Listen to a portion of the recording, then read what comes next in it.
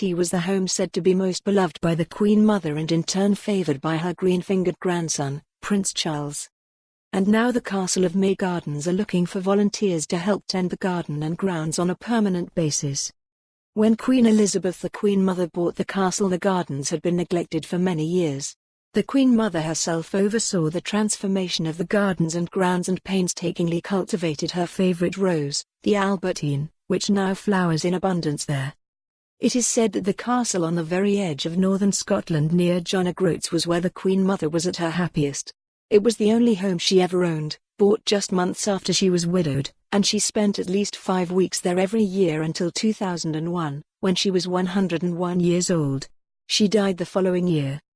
Keen gardener Prince Charles now spends a week at the castle every year and works closely with trustees to extend the castle's growing season for the benefit of early visitors, as well as being president of the Castle and Gardens Trust.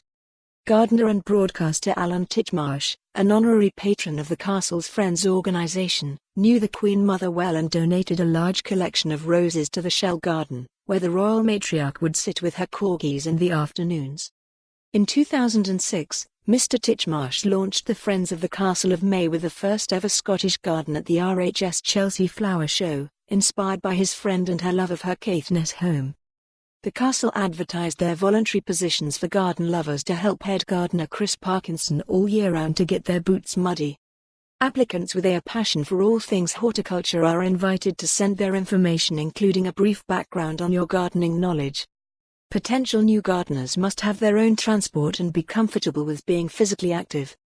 The garden is full of marigolds, pansies, dahlias, primulas and nasturtiums, while old-fashioned shrub roses and climbers form the highlights of the Shell Garden. The walled garden is separated into sections by mixed hedges, both to work as windbreaks and to create surprises around each corner. Last year Prince Charles paid a touching tribute to his beloved grandmother and the magical home she created in the Highlands. Some described her purchase of the most northerly inhabited castle on the British mainland a widow's folly, but Charles disagrees. Writing in a foreword to the Friends of the Castle of Mey's annual newsletter, he said, "How wrong they were. A great deal has changed at the castle since I first visited my grandmother's home.